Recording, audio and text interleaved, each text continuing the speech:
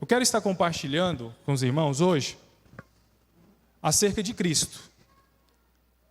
Um pouco sobre cristologia. Eu quero falar aqui um pouco de quem é Cristo. Amém, irmãos? Assim, é um assunto ilimitado.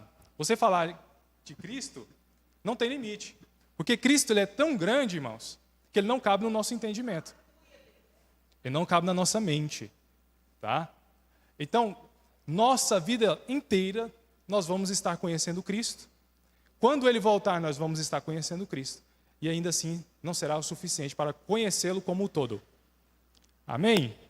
Glória a Deus. Vou estar explanando aqui em Colossenses, capítulo 1, verso 9. O meu foco aqui é que você saia alimentado. Amém?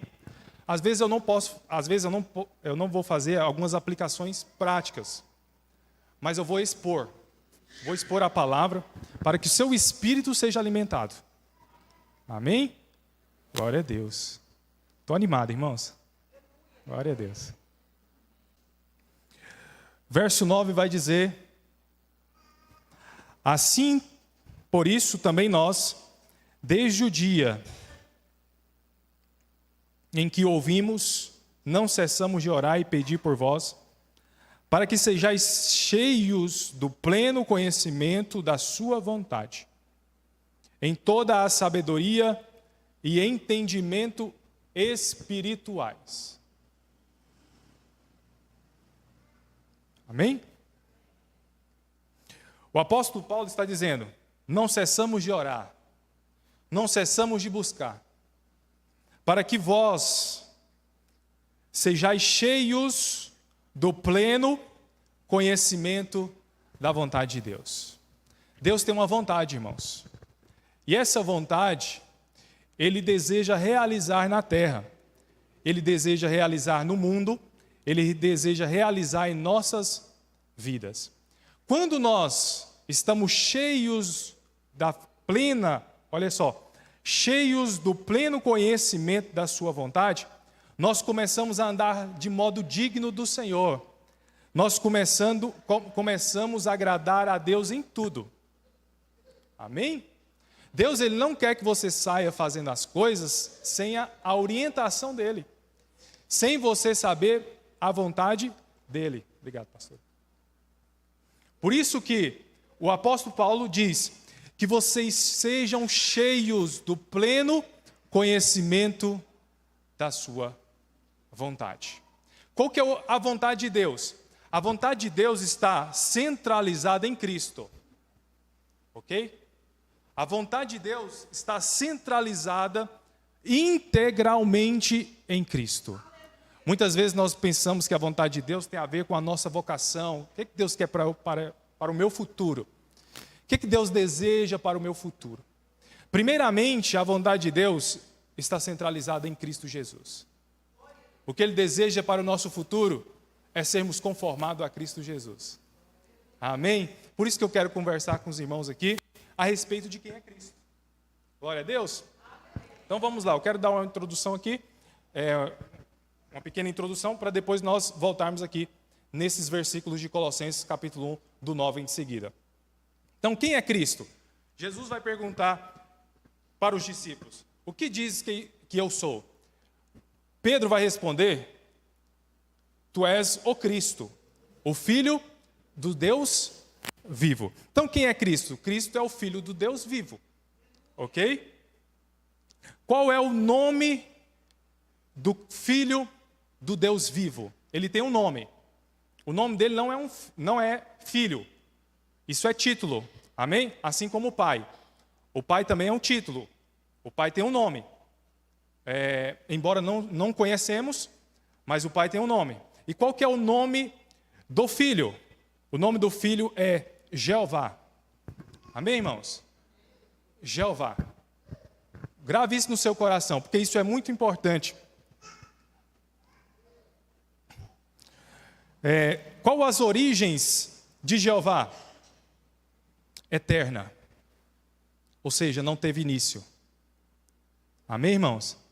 E nem tem fim. Ele está lá na eternidade passada e ele está lá na eternidade futura ao mesmo tempo. Glória a Deus. Esse é o Filho, esse é o Cristo. Ele é eterno. Então, em Miqueias, capítulo 5, versículo 2, se puder colocar na projeção, por gentileza. Se puder colocar a versão Almeida Corrigida Fiel, por gentileza. Miqueias, capítulo 5, verso 2.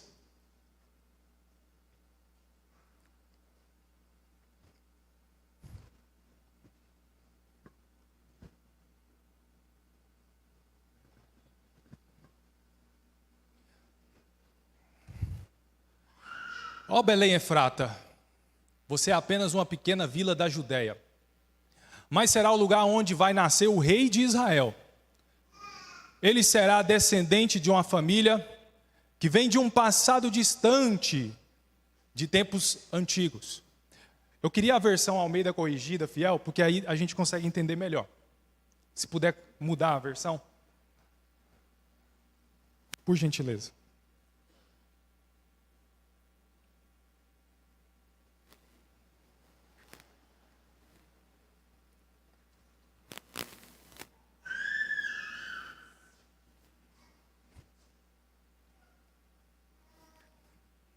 Enquanto arruma lá, a versão Almeida Fiel vai dizer assim, que os seus dias são desde os dias da eternidade. As suas origens são desde a eternidade. João, o Batista, vai dizer, este é aquele que vem depois de mim, mas é antes de mim, porque ele tem a primazia. Então Cristo é o Filho de Deus. E Cristo, olha isso, desde os tempos antigos, desde os dias da eternidade. Cristo, ele não passou a existir quando ele nasceu no ventre de Maria. Ele já existia. Antes de você nascer, ele já existia. Os judeus vão perguntar para ele assim, na verdade, vai tentar ali desafiá-lo. Tu não tem nem 50 anos e já viste Abraão? E Jesus vai responder, antes que Abraão existisse, eu sou. O que isso significa, irmãos? Antes que Abraão existisse, eu sou. Sou Deus. Eu o fiz. Amém? Glória a Deus. Então Cristo, ele é eterno. Qual que é a sua natureza? Divina, completamente divina. No Novo Testamento, como ele é chamado? Em João capítulo 1, vamos lá para João capítulo 1, deixa marcado aí Colossenses, nós vamos voltar lá. Em João capítulo 1 ele é chamado de o Verbo. Algumas versões vai chamar ele de palavra.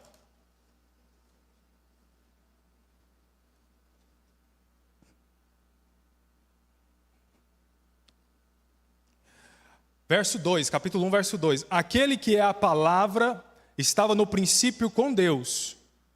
Todas as coisas foram feitas por meio dele, e sem ele nada do que foi feito se fez. Sem ele nada do que foi feito se fez. Todas as coisas. No grego, a palavra aqui é logos, tá, irmãos? Pode ser traduzido como razão, como verbo, como palavra. É a mesma pessoa. Esse é Cristo. Ele é divino. O verbo é divino, completamente divino. Observa o verso 4. Nele estava a vida, e a vida era a luz dos homens. Então, o verbo é quem dá vida. Jeová é quem ressuscita. Então, aqui, ele é a luz dos homens. O que quer dizer isso? Que os homens estavam mortos, cegos, sem luz, sem enxergar. Quando Cristo se encarna, é a esperança do mundo. Por isso que ele é a luz do mundo. Deus é eterno. Jeová é eterno. Jeová é Deus. Amém, irmãos? Isaías viu Jeová. Quando que Isaías viu Jeová? Isaías capítulo 6. E viu o Senhor assentado no alto e sublime trono, e o seu séquito enchia todo o templo. Por cima deles estavam os serafins que voavam, tinha 6 asas, com 2 voava, com 2 cobriu os rostos e com 2 cobriu os pés. Aquele que estava sentado no trono, quando Isaías viu, é Jeová.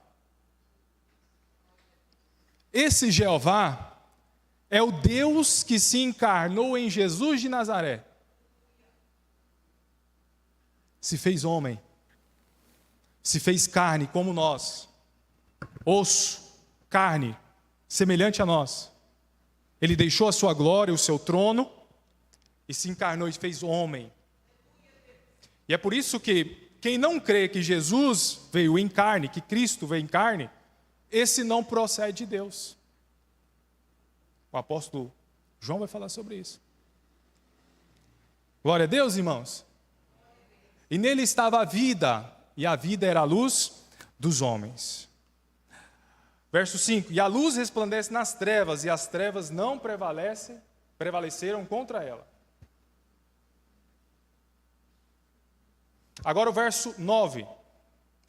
Era esta a verdadeira luz que, vinda ao mundo, ilumina todo o homem. Glória a Deus. Quem que ilumina o homem? O Verbo. Cristo. Então, Cristo é aquele que te ilumina. Cristo é aquele que te transforma. Cristo é aquele que te liberta. Cristo é aquele que te cura. Por isso que os nomes dele no Antigo Testamento você vai ver Jeová Rafá, Senhor que cura. Jeová Raá, o Senhor é meu pastor. E ele veio como um pastor. Jeová Tzidkenu, Jeová é minha justiça. Jeová Sabaoth, Jeová dos exércitos, Senhor dos exércitos. Até o próprio nome Jesus significa Jeová é a salvação. Glória a Deus. O nome Jesus, Jeová é a salvação. Então Jeová se encarna para reconciliar consigo todas as coisas. Por que precisou Jeová se encarnar? Era muito mais do que somente a redenção, lógico, né? Esse era um plano de Deus, habitar entre os homens. Mas já que o homem pecou, Deus teve que fazer essa intervenção. Quando Adão pecou, todas as coisas estavam debaixo do domínio de Adão. Toda a natureza, todos os animais, toda a terra estava debaixo do domínio de Adão, de um homem. Você já imaginou quanto que Deus ele confiou no homem? Deus ele falou assim para Adão: domine tu sobre tudo, sobre as aves do céu, sobre os animais, sobre a terra. Tudo eu vou colocar debaixo do seu senhorio. Você vai ser senhor da terra. Eu sou senhor dos céus, sou depois senhor seu, e você vai ser senhor da terra. Mas quando Adão peca, o que acontece? Tudo que estava debaixo do seu senhorio cai junto. É amaldiçoado junto. Quando Adão peca, Deus fala assim para Adão: maldita é a terra por tua causa. Que expressão, hein, irmãos? Imagina Deus chegar e falar assim, ó, maldita é isso aqui por causa de você. Está escrito. Gênesis, capítulo 3. Maldita é a terra por tua causa. Agora você vai ter que trabalhar com o suor do teu rosto, você vai ter que comer. Espinhos e abrolhos vão brotar da terra. Você acha que as árvores têm espinhos? Por causa do pecado. Por causa da maldição. Observe que Deus não amaldiçoou Adão, Deus amaldiçoou a terra. Amém? Deus não amaldiçoou Adão. O homem só vai ser amaldiçoado depois que ele mata, depois que ele derrama sangue. Quando Caim mata Abel, Deus diz assim, maldito és tu. Gênesis, os primeiros capítulos de Gênesis, nós vamos ver passo a passo o Espírito Santo revelando a queda do homem. Cada dia ele caía mais. Por causa do pecado que entrou no mundo. Amém? E Cristo, ele é o último Adão. ele se encarna para reconciliar todas as coisas que foram amaldiçoadas. Quando Jesus veio, já começou o ministério da reconciliação. Quando o Verbo se encarna, isso foi uma agitação tão grande no mundo espiritual, porque uma luz brilhou na Judéia. E o Adão que veio sem pecado, né? Ele veio sem pecado, ele é a esperança da reconciliação, não só dos homens, mas de toda a criação. Ele é a esperança de tirar da potestade de Satanás toda a criação, todos os homens. Ele é a esperança. Então foi uma agitação muito grande ali. Glória a Deus, irmãos. Ele é o último Adão. E qual que é a vontade de Deus? Reconciliar todas as coisas em Cristo. Você já percebeu que muitas coisas estão fora de lugar? Muitas coisas estão fora de lugar. Mas a vontade de Deus é restaurar e reconciliar todas as coisas nesse Adão. Esse Adão, que é Cristo, ele morreu, ressuscitou e foi exaltado acima de todo nome. Ele está sentado à direita de Deus. Esse último Adão, ele tem duas naturezas, irmãos. Qual que é as duas naturezas dele? Divina e humana. Glória a Deus. Nossa natureza é só humana. Nós recebemos a filiação, ok? No nosso espírito. Mas o Jeová, o Verbo, tinha duas naturezas. Uma divina e uma humana. Glória a Deus. E ele não era híbrido, tá? Para se tornar uma terceira natureza. Não. Ele era divino e humano. Então era homem, Deus. Deus, homem. Jesus é completamente Deus, completamente homem. Glória a Deus. Então, um homem está exaltado, um homem está assentado à destra de Deus. Um homem, irmãos, um homem está sentado num trono. E foi dado a ele todo o domínio, na terra, debaixo da terra e nos céus. Por quê? Porque ele venceu. Quando ele entra no mundo, ele vence. Ele vence o mundo, ele vence tudo. E da mesma forma que Cristo venceu, se você vencer, tem de bom ânimo, porque Cristo venceu, e você está nele, você foi feito para vencer, você também vai ser exaltado. Filipenses diz que ele se humilhou, ele deixou a sua glória, ele não usurpou ser igual a Deus, ele se humilhou, se fez em forma de escravo, e quando se fez em forma de escravo, se fez em forma de homem, e quando estava na forma de homem, se humilhou mais ainda, porque ele poderia ser um homem orgulhoso, porque era perfeito, mas ele se humilha na condição de homem, e se tornou obediente, e não só obediente limitado, você é obediente até certo ponto, não, ele se tornou obediente ilimitado. Por quê? Porque ele foi obediente até a morte.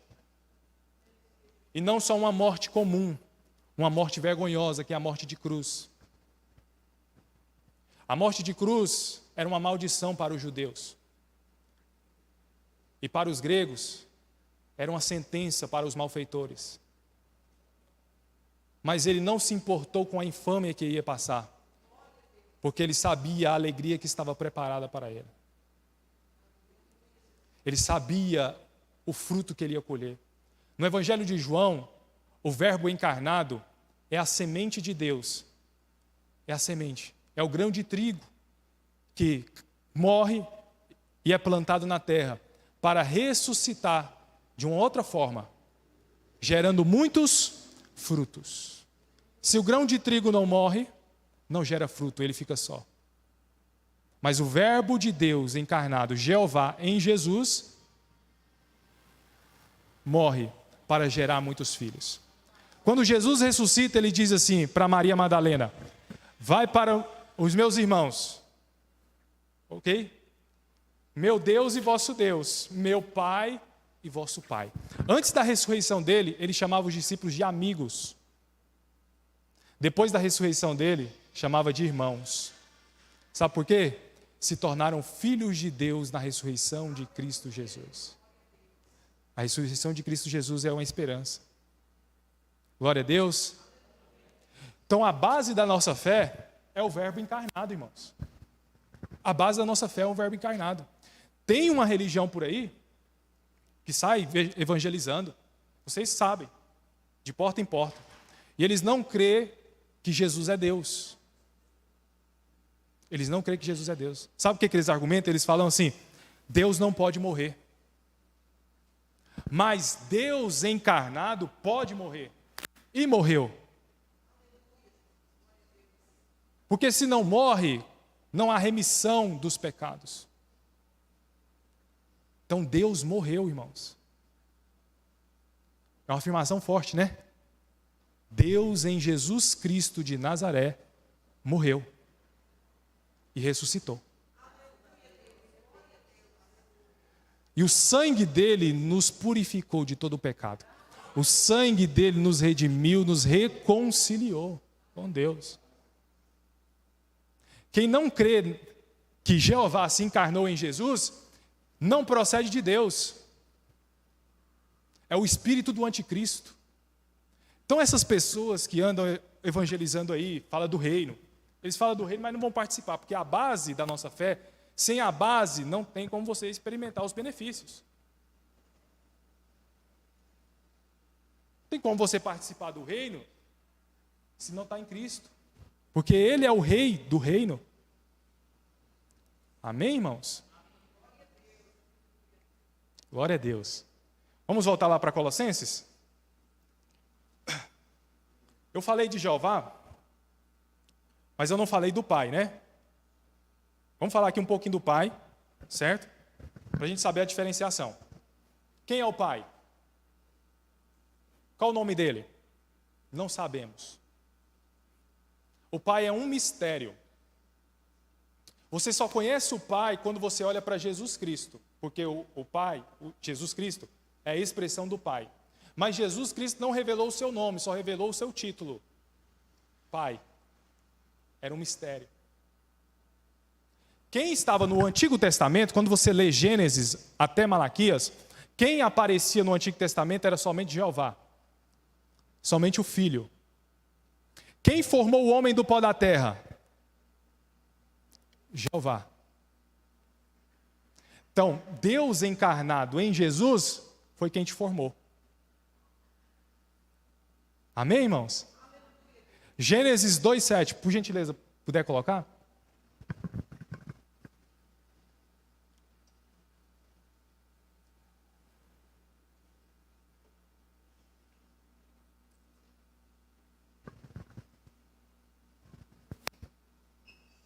Gênesis 2:7.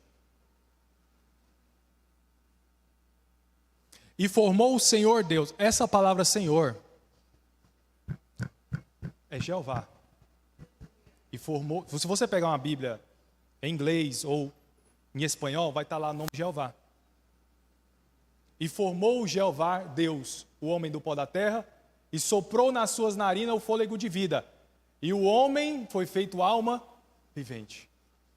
Por isso que o Evangelho de João é muito semelhante a Gênesis, porque quem está lá é Jeová, dando vida ao homem. Quem crê em mim tem a vida eterna. Aqui ele está dando vida ao primeiro Adão. Em Gênesis está dando vida a todos aqueles que nele crêem. Em João, perdão. Amém, irmãos? Então o Pai não sabe o nome dele, só sabe como Pai, porque o Filho foi o quem revelou. É um grande mistério. E quem é o Espírito Santo? O Espírito Santo é o Consolador enviado pelo Filho. Então, nosso Deus, ele é único, mas ele subsiste em 3 pessoas. Então, é as 3 pessoas do Deus único. Amém, irmãos? porque eles têm a mesma natureza, eles têm o mesmo poder. O Pai ressuscita mortos, o Filho ressuscita mortos e o Espírito Santo ressuscita mortos. O Pai é luz, o Filho é luz, o Espírito Santo é luz. O Pai é vida, o Filho é vida e o Espírito Santo é vida. Todos têm a mesma natureza, todos têm o mesmo poder, todos têm a mesma essência. Deus único. 3 pessoas do Deus único. O Espírito Santo não é uma energia, como num poste. Passa uma energia e chega na sua casa e acende as lâmpadas. Não é. É uma pessoa que você conversa, comunica, e ele atende você. Atende às suas necessidades. Ele te ouve. Não pense que Deus não te ouve. Porque a palavra de Deus vai dizer assim, ó, todos os teus cabelos estão contados. Ele sabe a quantidade que tem dos seus cabelos, da cabeça. Então ele te ouve, ele é uma pessoa. E o seu ministério hoje é convencer o pecador do juízo de Deus. É convencer para que ele seja encabeçado em Cristo. Amém? Essa é a vontade de Deus, encabeçado em Cristo. E não somente convencer o pecador, ele também trabalha com a igreja. Ou seja, ele trabalha com a igreja apresentando Cristo. Porque ele fala tudo o que Cristo falava. Jesus vai dizer assim, ele vos fará lembrar tudo o que eu vos tenho dito. Então ele aplica aquilo que o Cristo deixou. Glória a Deus. Amém. Vamos agora para Colossenses. Sejam cheios do pleno conhecimento da sua vontade. A vontade de Deus é encabeçar todas as coisas em Cristo. Amém? Todos pegou? Vamos só provar. Efésios capítulo 1, verso 4.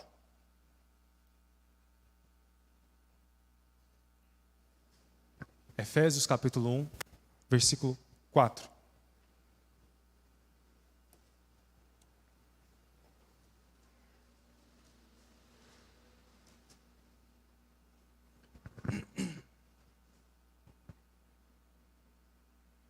Posso ler, irmãos? Como também nos escolheu nele, ou elegeu, antes da fundação do mundo, para sermos santos, sem mácula perante ele em amor. O objetivo da escolha foi para que nós sejamos sem mácula, santos. Predestinando-nos, verso 5, para a filiação, por meio de Cristo Jesus, para si mesmo, segundo o bom prazer da sua vontade. Beneplácito da sua vontade. Nos predestinou para filhos de adoção. Aqui, filhos de adoção não significa somente salvação, tá, irmãos? É mais do que isso. Significa conformação. O que é uma conformação?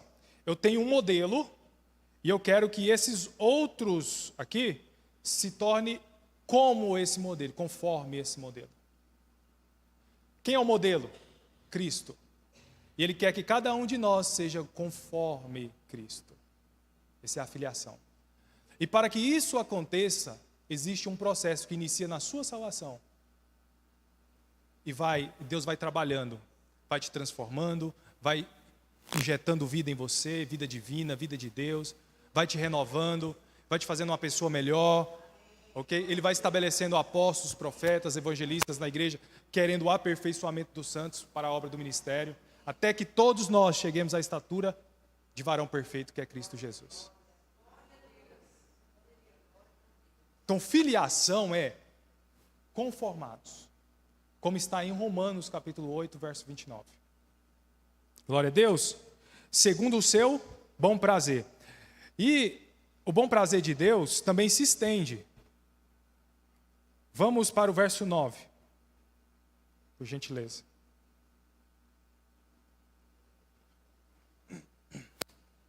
Descobrindo-nos, essa palavra é desvendando-nos, descortinando-nos, o mistério da sua vontade.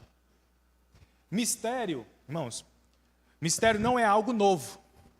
Mistério é algo escondido, é algo guardado.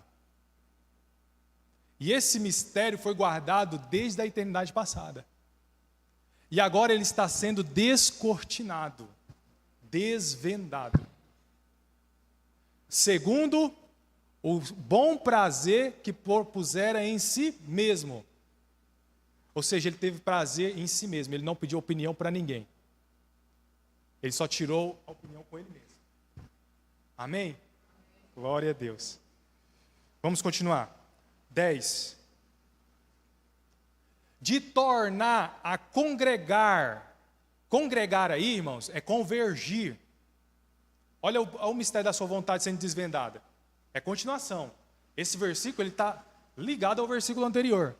Para tornar a congregar ou convergir, a melhor palavra aí é encabeçar em Cristo todas as coisas.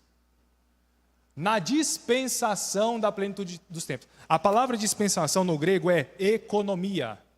O que significa economia? Administração familiar. Administração doméstica. Amém, irmãos? O que o mordomo faz? O mordomo, ele cuida. Ok? Ele administra. Doméstico. Então, ele coloca comida na dispensa. Por isso que está aí dispensação. Mas é você colocar alimento. Você não deixar faltar na casa o alimento. Ter as contas tudo em dias. Então, a administração doméstica. Aqui todas as coisas na administração da plenitude dos tempos, que é hoje, ou seja, quando o Verbo se encarnou, já iniciou a plenitude dos tempos, tanto as que estão nos céus, como as que estão na terra. Essa é a vontade de Deus. Se tem coisa fora do lugar, Deus quer colocar no lugar encabeçando em Cristo. Porque tudo que é encabeçado em Cristo, irmãos, dá tudo certo. Tudo dá certo. Se está fora de lugar, se tem trevas, se torna luz. Se tem falta de amor, brota o amor. Então a solução do mundo é Cristo. A solução do mundo é o encabeçamento em Cristo. Essa é a solução do mundo. Tem muitas pessoas que ficam procurando solução em muitas coisas, mas nunca vai ter a satisfação completa. Porque a solução está no encabeçamento. E essa é a vontade de Deus. Só até aqui, agora vamos continuar lá em Filipenses. Ou Colossenses, perdão. Vamos ler o 1 e o 9 novamente. Eu tive que fazer essa introdução, irmãos, para a gente começar Colossenses. Agora a gente vai ficar mais aqui.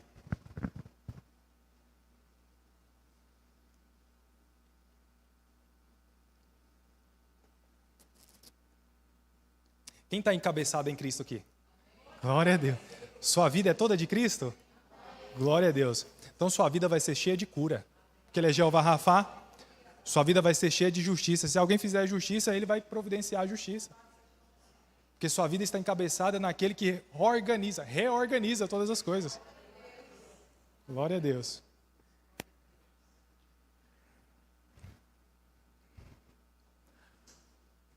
Vamos ler novamente.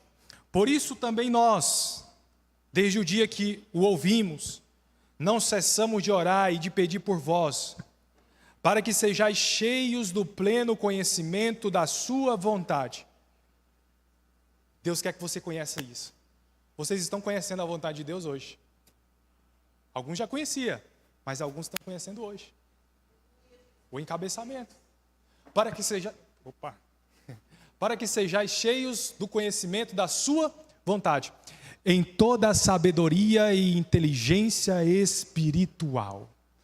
Deus não quer que você conheça a vontade dele pela alma, pelos seus sentimentos. Ele quer que você conheça pelo Espírito. Sabedoria e inteligência espiritual. Ele não quer que você conheça pela filosofia. Amém?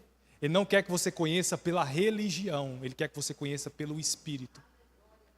Porque a igreja, irmão, não é judaísmo. Para você encher a sua mente de conhecimento e não ter efeito nenhum. Nós estudamos a Bíblia porque a Bíblia é vida. Ela não é somente conhecimento. Ela é vida, ela produz transformação, ela traz luz. você não se torna a mesma pessoa. Você não mantém a mesma pessoa. Amém? Então, sabedoria e inteligência espiritual. Agora o verso 10.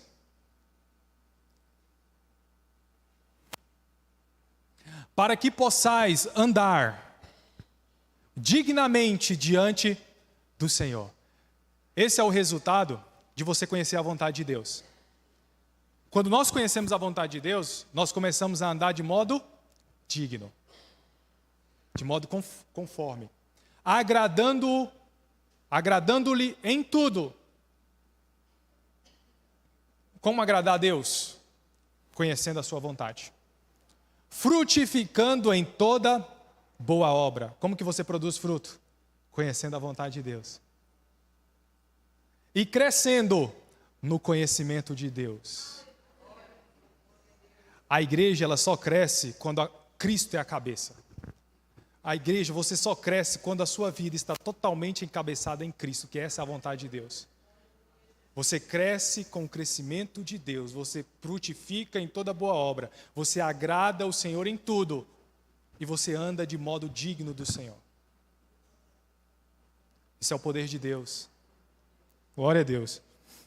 Agora verso 11.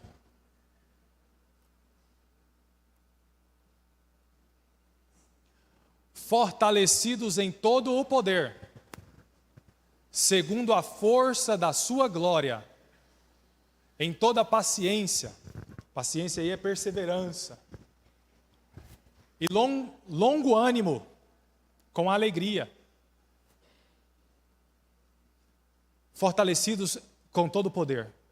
Que poder é esse? O poder de Cristo. Quem que nos fortalece? Cristo. Posso todas as coisas naquele que me fortalece. Você sabe por que você tem perseverança? Porque tem alguém que te fortalece. Sabe por que você tem ânimo longo? Você não desiste? Porque tem alguém que te fortalece. Quer pela vida, quer pela morte. Posso todas as coisas naquele que me fortalece. Paulo vai dizer: aprendi o segredo de viver em toda e qualquer circunstância, na pobreza ou na riqueza, porque eu posso todas as coisas naquele que me fortalece. Irmãos, Cristo é suficiente para a nossa vida, não é? Glória a Deus. Verso 12. Dando graças ao Pai. Olha aí, sendo grato, que nos fez idôneos para participar da herança dos santos na luz. Essa palavra idôneos, o que significa? Qualificou. Que nos qualificou. Antes nós não éramos qualificados. Mas, graças a Deus ao Pai, que nos fez idôneos. Que nos qualificou para participar da herança dos santos na luz. Qual que é a herança dos santos? Cristo. No Antigo Testamento, a herança de Israel era a boa terra. A terra de Canaã. Então eles entraram ali e cada tribo tiveram a sua porção na terra de Israel, na boa terra. A terra de Israel é uma tipificação de Cristo, porque é a boa terra, onde nós estamos enraizados para ganharmos todo o suprimento necessário da terra. Então Cristo é a nossa porção. Nós devemos estar enraizados nele. Como que ele nos qualificou? Agora o verso seguinte vai responder isso. Olha como que ele nos qualificou. Essa é a nossa qualificação para fazermos parte da vida de Cristo. Nos tirou da potestade das trevas e nos transportou para o reino do Filho do seu amor. Deus teve que lidar com a autoridade de Satanás. Sabe por quê? Porque nós estávamos debaixo do governo de Satanás.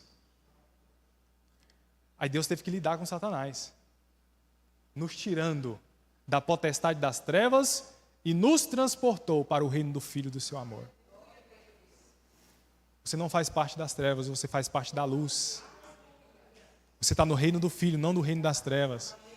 Então, trevas e luz não combinam. Não dá certo. Por isso que o diabo te odeia. Ele te odeia porque você é a luz, incomoda. Ele te odeia porque nós estamos em Cristo e Cristo é luz. A religião, os judeus religiosos odiaram Cristo, porque as suas obras eram más. E Cristo revelava as suas obras, e eles não queriam vir para a luz para que as suas obras não fossem reveladas. Porque o diabo, ele gosta de estar nas trevas, ele não vem para a luz. Por isso que ele odeia a luz. Nós somos parte do Filho, do reino do Filho. O seguinte, por gentileza. Em quem temos a redenção pelo seu sangue, a saber, a remissão dos pecados. No versículo anterior, ele teve que lidar com a autoridade de Satanás. Nesse versículo, ele está lidando com os nossos pecados, para satisfazer a justiça de Deus. Então, ele nos perdoou. Remissão dos pecados é perdoou. Amém? Glória a Deus. Agora estamos qualificados para desfrutar de Cristo. Verso 15. O qual é a imagem do Deus invisível, o primogênito de toda a criação. A palavra primogênito aí quer dizer que ele é o mais importante de toda a criação. É o primogênito. Porque esse capítulo ele fala de primazia. Tá? A imagem do Deus invisível quer dizer que ele é a expressão exata do Pai. Ele é a expressão exata do ser de Deus. Pode passar, por gentileza. Porque nele foram criadas todas as coisas que há nos céus e na terra, visíveis e invisíveis, sejam tronos, sejam dominações, sejam principados, sejam potestades. Tudo foi criado por ele e para ele. Observe, o poder da pessoa de Cristo.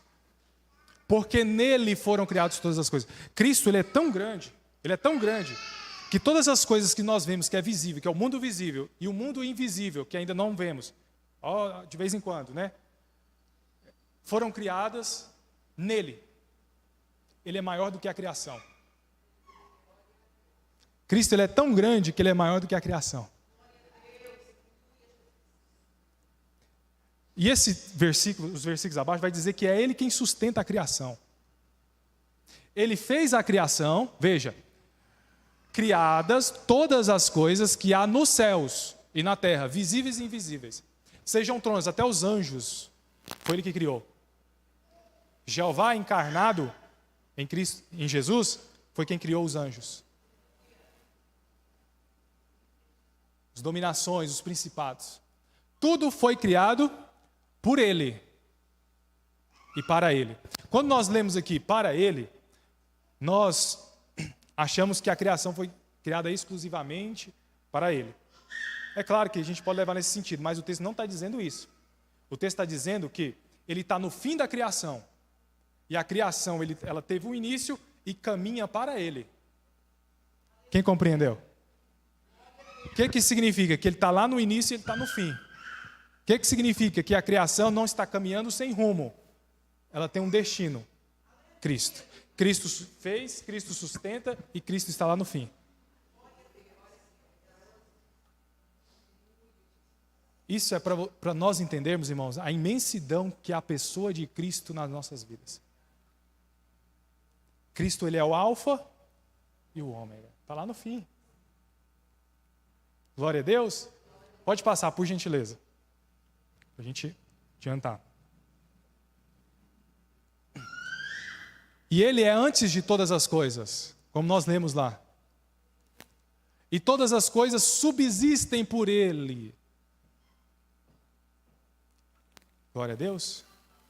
O que é subsistir? É não cair, subsistir, é não cair na inexistência. Porque as coisas materiais, elas se decompõem. As coisas materiais, elas vão se desfazendo. Mas tem alguém que sustenta para ela não cair na inexistência. Ou seja, o mundo não cai na inexistência, porque ele foi criado da inexistência, mas ele não cai na inexistência, porque tem alguém que sustenta. O mundo não colapsa porque tem alguém que está sustentando. Se é Ele quem sustenta e mantém, mantenedor, né? Para não ficar envelhecido. Se é Ele quem sustenta todas as coisas, é Ele também que sustenta a sua vida. É Ele quem sustenta a tua vida. Pode passar, por gentileza.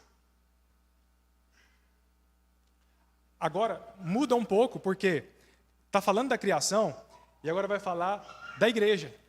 Olha isso. Ele é a cabeça do corpo, da igreja. E o princípio e o primogênito dentre os mortos. O que o apóstolo Paulo está nos ensinando? Que aquele que criou todas as coisas, que aquele que sustenta todas as coisas, se encarnou em Jesus de Nazaré para ser o cabeça da igreja. Aquele que é o mais importante do universo é o cabeça da igreja. Porque ele poderia dizer assim, eu vou colocar um anjo como cabeça da igreja. Mas ele não fez isso. Ele mesmo é o cabeça da igreja. Ele é a cabeça da igreja, do corpo da igreja, é o princípio e o primogênito dentre os mortos, para que em tudo tenha preeminência. Por isso que nós falamos ali de primogênito, nós estamos falando de preeminência. Então ele é o mais importante da criação e aqui também ele é o mais importante da igreja. Primazia, preeminência. Não adianta, irmãos, querer tirar Cristo do centro da igreja. Não adianta. Cristo é o centro da igreja. Por isso os nossos louvores são cristocêntricos. Por isso a nossa palavra é cristocêntrica. Por isso as nossas orações é cristocêntrica. Tudo que pedir em meu nome vos será dado. Porque Ele é o mais importante.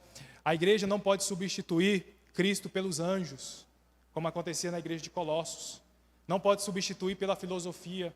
Não pode substituir pelo legalismo. Não pode substituir por tradições humanas. Não pode substituir pela cultura. A cultura não faz parte do crescimento da igreja. Amém? Porque todos nós só crescemos com o crescimento que Deus dá, encabeçado em Cristo Jesus. Glória a Deus.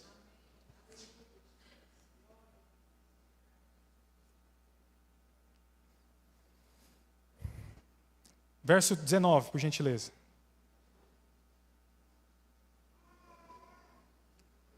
Porque foi do agrado do Pai que toda a plenitude nele habitasse. Toda a plenitude de quê? Toda a plenitude da criação e da igreja.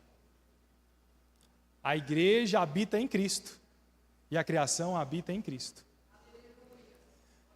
Foi do agrado de quem? De um homem? Foi do agrado de um anjo? Foi do agrado do Pai. A vontade do Pai. Tudo habita em Cristo. E Deus está convergindo. Verso seguinte, por gentileza. E que havendo por ele feito a paz pelo sangue da sua cruz, por meio dele, reconciliasse consigo todas as coisas, tanto as que estão na terra, como as que estão nos céus. Então o problema era mais grave do que a gente imaginava. Porque a gente achava que era só o homem que precisava de redenção, mas a terra também precisava. E não só a terra, os céus. Porque os céus precisou ser reconciliado. Está escrito. Todas as coisas, tanto as que estão nos céus, como as que estão na terra, como as que estão nos céus. Sabe por que o céu foi contaminado? Pela rebelião de Lúcifer. Então Deus precisou reconciliar também os céus. E a terra foi contaminada pela rebelião do homem. Então Deus tem que reconciliar também a terra. Os animais, a natureza e nós. Pode passar, por gentileza.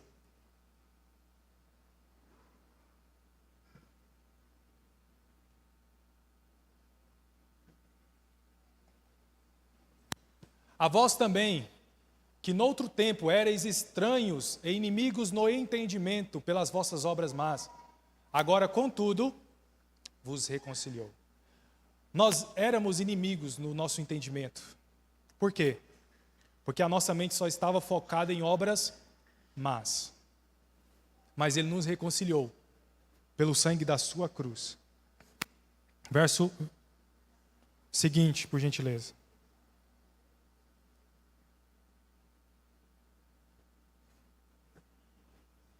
No corpo da sua carne, pela morte, para perante Ele vos apresentar santos e irrepreensíveis e inculpáveis. Lembra da vontade de Deus? Ele nos elegeu antes da fundação do mundo para nos apresentar santos e irrepreensíveis diante de Deus. Está aqui. Olha Ele fazendo o trabalho, olha Ele fazendo a obra. Já fez e está fazendo. Ok? Então nós fomos reconciliados em Jesus, no corpo da carne de Cristo. Tá, irmãos? Porque Jesus, o nome Jesus, é nome de homem. Jesus ele teve que ser sacrificado para nós sermos reconciliados. Por isso que aquele que diz assim, que Jesus não veio em carne, não procede de Deus. Sabe por quê? Porque está negando a reconciliação. A reconciliação é pela cruz. Glória a Deus. Verso 23.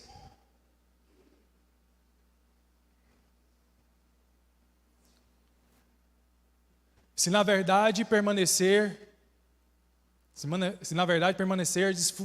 fundados e firmes na fé, e não vos moverdes, ou seja, não vos afastando da esperança do Evangelho, que tendes ouvido, a qual foi pregado a toda a criatura que há debaixo do céu, e do qual eu, Paulo, sou feito ministro.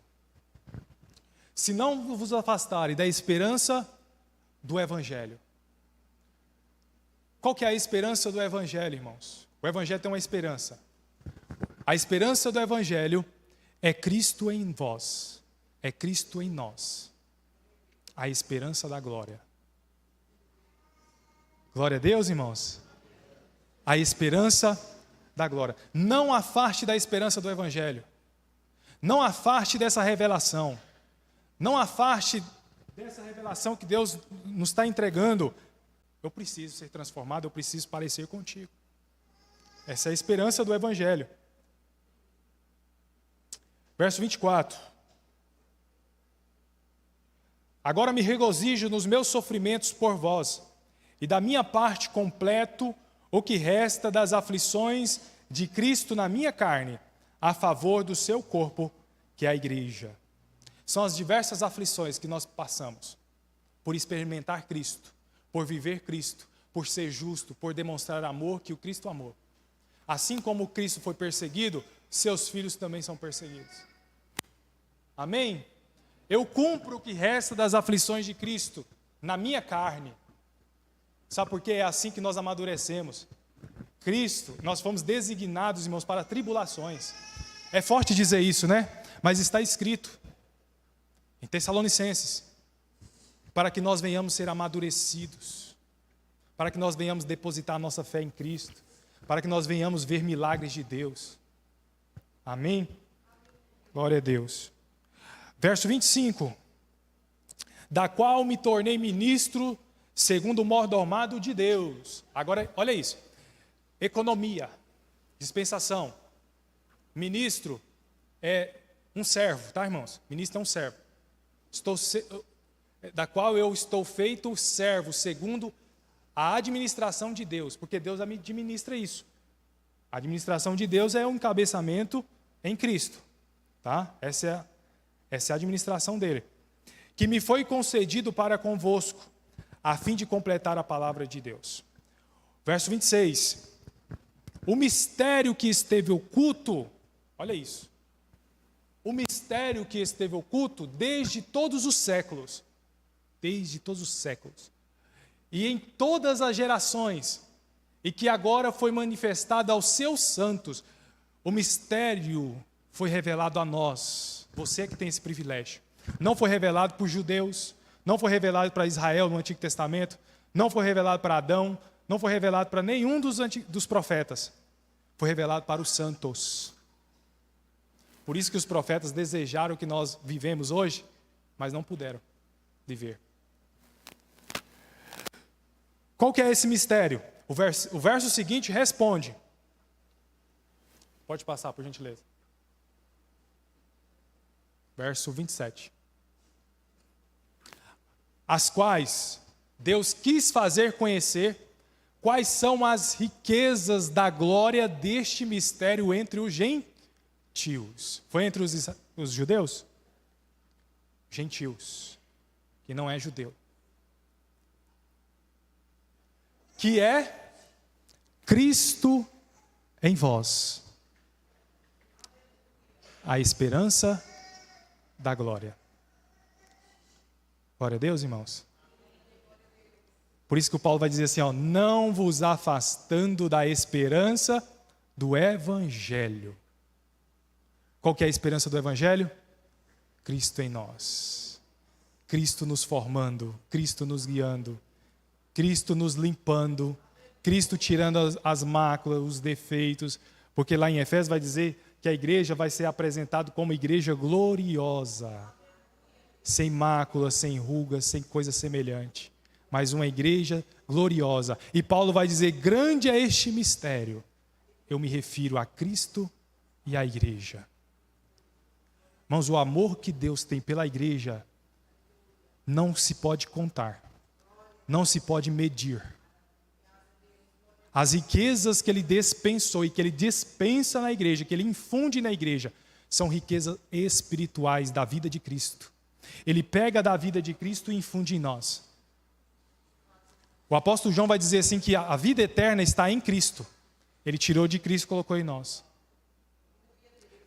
Em João capítulo 15, ele é a videira, onde nós recebemos todos os nutrientes dele. E ele vai dizer, sem mim nada podeis fazer. Então a glória que nos está preservada na sua vinda é Cristo. Porque Cristo, quando Cristo vier, irmãos, quando Ele manifestar nas nuvens, o que vai acontecer conosco? Cristo vai saturar toda a nossa vida com a riqueza dEle, com a glória dEle.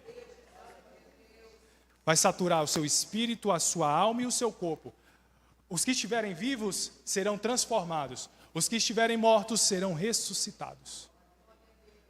Todos nós vamos ser cheios e repletos da vida de Cristo. Por isso que é a esperança do Evangelho. Glória a Deus, irmãos. Por isso que é a esperança do Evangelho. Verso 28 e o 29 para finalizarmos. 28 primeiro, por gentileza. A quem anunciamos, admoestando a todo homem e ensinando a todo homem em toda a sabedoria, para que apresentemos todo homem perfeito em Cristo Jesus. Quando a Bíblia fala perfeito, está dizendo maduro. Quando Jesus fala assim, sede perfeitos como vosso Pai é perfeito, está dizendo assim, sede maduros como vosso Pai é maduro. Então o apóstolo está dizendo assim, nós estamos trabalhando arduamente, nós estamos sofrendo, nós estamos nessa luta, perseguição, prisões, porque ele escreve isso aqui, está na prisão. Ele escreve Filipenses, está na prisão, Colossenses também está na prisão. Nós estamos sofrendo por causa da defesa do Evangelho, para apresentar todo homem maduro em Cristo. Porque se está maduro em Cristo, está pronto para a glorificação. Porque até chegar à glorificação, irmãos, é um processo. Precisamos estar maduro. Quando Jesus voltar, nós precisamos ser apresentados a Ele maduros. Como que nós amadurecemos? Pela vida de Cristo, vivendo Cristo, estudando a Bíblia principalmente, porque é a palavra de Deus. E o verso 29, para finalizarmos. E para isso também trabalho, combatendo segundo a sua eficácia, segundo o seu poder, ou seja, no Cristo que me fortalece, que opera em mim poderosamente. Paulo não desistia do seu ministério, sabe por quê? Porque Cristo fortalecia. Você só não desiste do seu ministério porque é Cristo que te fortalece. Você só não desiste de ser crente porque Cristo te fortalece. Veja que a sua vida está centralizada em Cristo. Não é a cultura que te fortalece. Não é o mundo que te fortalece. Na verdade, o mundo tira de você a energia física, o ânimo. Mas Cristo, Ele te renova todos os dias. Porque quem crê nele vai ser colocado em nós, vai ser brotado em nós um rio de água viva que corre para a eternidade. Esse é o poder de Cristo. Irmãos, eu queria falar isso para os irmãos, compartilhar, para que o nosso espírito possa ser saciados pela vida de Cristo. Essa é a minha contribuição, eu devolvo aqui. Glória a Deus.